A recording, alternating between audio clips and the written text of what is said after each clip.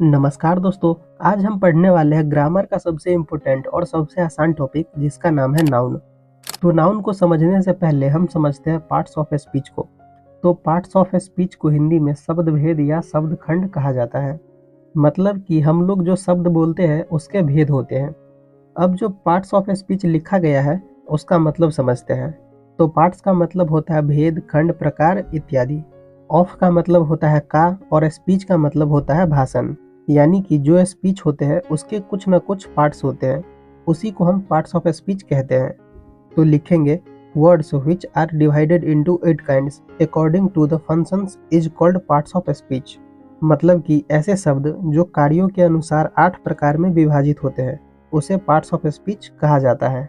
अब आपके मन में ये आ रहा होगा कि पार्ट्स ऑफ स्पीच के ये 8 प्रकार कौन कौन से हैं।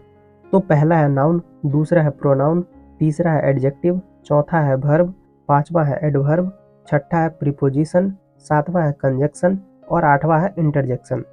अब हम इसे हिंदी में भी समझ लेते हैं। तो नाउन का मतलब होता है संज्ञा, प्रोनाउन का मतलब होता है सर्वनाम, एडजेक्टिव का मतलब होता है विशेषण, वर्ब का मतलब होता है क्रिया, एडवर्ब का मतलब होता है क्रिया विशेषण, प्रीपोजिशन का मतलब होता है संबंध सूचक, कंजक्शन का मतलब होता है समुच्चय बोधक और इंटरजेक्शन का मतलब होता है विस्मयादि बोधक। तो अभी तक हम लोगों ने पार्ट्स ऑफ स्पीच को समझा। अगर किसी को पार्ट्स ऑफ स्पीच नहीं समझ में आया तो आप इसे सीधा समझो कि जो पार्ट्स ऑफ स्पीच है वो एक खीर की तरह है। आप लोगों ने खीर तो खाया ही होगा। हाँ हाँ, वही खीर जिसे बनाने के लिए दूध, पानी, चीनी, चावल और कुछ मसालों की ज़रूरत पड़ती है, जैसे कि काजू, किशमिश, नारियल।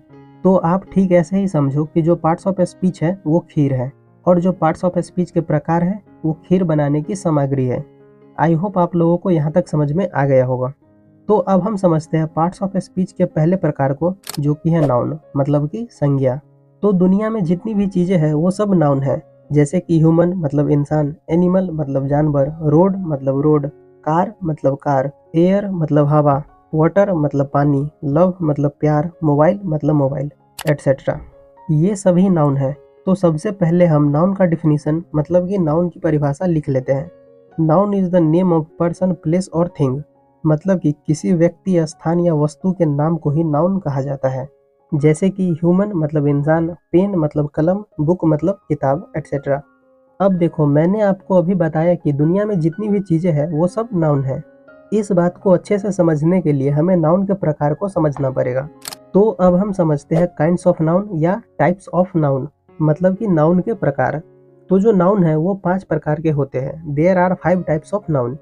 First is common noun, second is proper noun, third is collective noun, fourth is abstract noun and fifth is material noun. तो कॉमन नाउन को हिंदी में जातिवाचक संज्ञा कहते हैं, प्रॉपर नाउन को व्यक्तिवाचक संज्ञा कहते हैं, कलेक्टिव नाउन को समूहवाचक संज्ञा कहते हैं, एब्स्ट्रैक्ट नाउन को भाववाचक संज्ञा कहते हैं और मटेरियल नाउन को द्रव्यवाचक संज्ञा कहते हैं। अब हम इन पांचों को एक एक करके अच्छे से समझ लेते हैं। तो सबसे पहले हम समझते हैं कॉमन नाउन को। Common noun are the common names of person, place और थिंग। मतलब कि जो कॉमन नाउन होता है वो किसी व्यक्ति, वस्तु या स्थान का सामान्य नाम होता है। For example boy, girl, book etcetera. अब देखो, यहाँ पर बॉय लिखा हुआ है तो यहाँ पर किसी एक लड़के की बात नहीं हो रही है, यहाँ पर दुनिया के सारे लड़कों की बात हो रही है। अगर यहाँ पर किसी एक लड़का का बात होता तो उसका नाम लिखा होता, जैसे कि आपका जो नाम है। और अगर यहाँ पर किसी एक लड़का का नाम होता तो वो कॉमन नाउन नहीं होता, बल्कि वो प्रॉपर नाउन हो जाता। जब हम प्रॉपर नाउन को पढ़ेंगे तो ये बातें आपको अच्छे से समझ में आ जाएगी। अब हमारा दूसरा जो एग्जाम्पल है वो है गर्ल। तो यहाँ पर दुनिया की सारी लड़कियों के बारे में बात हो रही है, किसी एक लड़की के बारे में नहीं। ठीक इसी तरह हमारा तीसरा जो एग्जाम्पल है वो है बुक। तो यहाँ पर किसी एक किताब की बात नहीं हो रही है, यहाँ पर दुनिया के सारे किताबों की बात हो रही है। जैसे कि मान लो तुम्हारे क्लास की एक लड़की तुमसे किताब मांगेगी। देख देख देख कैसे इस बात पे खुश हो रहा है। मैंने सिर्फ तुम्हें मानने को बोला है, असल में ऐसा नहीं होगा।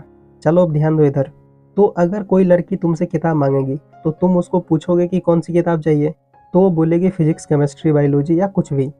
तो यहाँ पर जो किताब शब्द है वो कॉमन नाउन है, क्योंकि किताब कहने से हमें पता नहीं चला कि कौन सी किताब की बात हो रही है। और जो फिजिक्स, केमिस्ट्री, बायोलॉजी शब्द है वो प्रॉपर नाउन है, क्योंकि फिजिक्स, केमिस्ट्री, बायोलॉजी कहने से हमें पता चल रहा है कि हम कौन सी किताबें की बातें कर रहे हैं। आई होप आपको यहाँ तक समझ में आ गया होगा। तो अब हम नाउन के दूसरे पार्ट को समझते हैं, जो कि है proper noun. A proper noun refers to the specific name given to any person place और थिंग। मतलब कि जो प्रॉपर नाउन होता है वो किसी व्यक्ति वस्तु या स्थान के स्पेसिफिक नाम को दर्शाते हैं, यानी कि खास नाम को दर्शाते हैं। For example Ram, English, Sunday, Taj Mahal etcetera. अब देखो यहाँ पर मैंने राम बोला, तो यहाँ पर जो राम है वो प्रॉपर नाउन है। मैंने यहाँ पर लड़का नहीं बोला क्योंकि लड़का कॉमन नाउन है, तो मैंने यहाँ पर लड़का नहीं बोलकर राम बोला, क्योंकि अगर मैं लड़का बोलता तो उसमें बहुत सारे लड़के आते जैसे कि राम, श्याम, मोहन, सोहन, रमेश। लेकिन मैंने यहाँ पर बहुत सारे लड़कों में से किसी एक स्पेसिफिक पर्सन के बारे में बात कर रहा हूँ और वो स्पेसिफिक पर्सन राम है, इसीलिए जो राम है वो प्रॉपर नाउन है। ठीक इसी तरह अपना दूसरा जो एग्जाम्पल है वो है इंग्लिश। तो देखो बुक तो बहुत सारी है, पर मैंने उसमें से किसी एक स्पेसिफिक बुक के बारे में बात कर रहा हूँ और वो स्पेसिफिक बुक इंग्लिश है, इसीलिए जो इंग्लिश है वो प्रॉपर नाउन है। अब अपना तीसरा जो एग्जाम्पल है वो है संडे। तो देखो एक सप्ताह में 7 दिन होते हैं, पर मैंने उसमें से किसी एक स्पेसिफिक दिन के बारे में बात कर रहा हूँ और वो स्पेसिफिक दिन संडे है, इसीलिए जो संडे है वो प्रॉपर नाउन है। अब अपना चौथा जो एग्जाम्पल है वो है ताजमहल। अब देखो पूरे दुनिया में स्मारक तो बहुत सारे हैं जैसे कि ताजमहल, कुतुब मीनार, इंडिया गेट, लाल किला, पर मैं उनमें से किसी एक स्पेसिफिक स्मारक के बारे में बात कर रहा हूँ और वो स्मारक ताजमहल है, इसीलिए जो ताजमहल है वो प्रॉपर नाउन है। तो अब हम समझते हैं नाउन के तीसरे प्रकार को, जो कि है कलेक्टिव नाउन, यानी कि समूहवाचक संज्ञा। They are the names given to represent a group of people, animals और थिंग्स। मतलब कि जो कलेक्टिव नाउन होते हैं वो किसी भी इंसान, जानवर या वस्तु के ग्रुप को रिप्रेजेंट करते हैं, यानी कि दर्शाते हैं। For example a bunch of grapes, मतलब कि अंगूर का गुच्छा। ए टीम ऑफ प्लेयर्स, मतलब कि खिलाड़ियों का एक टीम।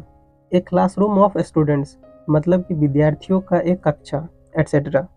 अब देखो हमारा पहला जो एग्जाम्पल है वो है अंगूर का गुच्छा।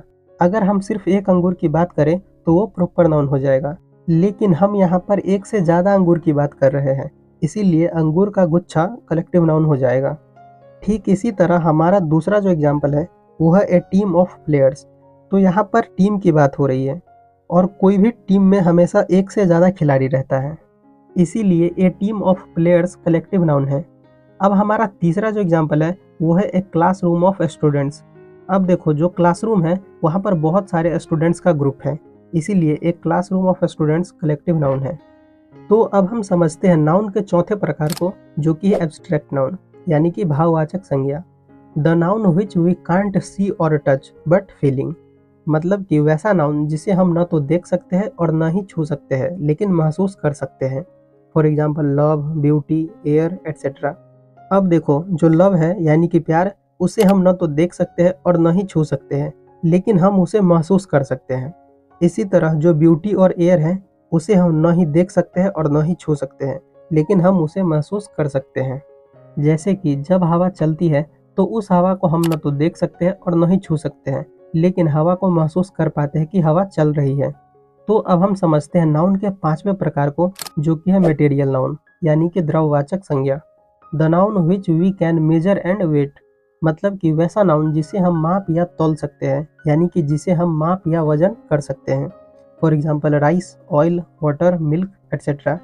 अब देखो जो राइस है उसे हम वजन करते हैं, यानी कि तौलते हैं, और जो ऑयल, वाटर, मिल्क है उसे हम मापते हैं। तो आई होप आपको मटेरियल नाउन समझ में आ गया होगा। अब देखो यहाँ पर हमारा पूरा नाउन खत्म हो जाता है और पार्ट्स ऑफ स्पीच का दूसरा जो पार्ट है प्रोनाउन, उसे हम अगले वीडियो में पढ़ेंगे। आई होप आपको ये वीडियो पसंद आई होगी। अगर वीडियो पसंद आई हो तो वीडियो को एक लाइक कर दीजिए, एक प्यारा सा कमेंट कर दीजिए और चैनल को सब्सक्राइब भी कर दो यार। मिलते हैं अगले वीडियो में, तब तक के लिए bye bye and take care.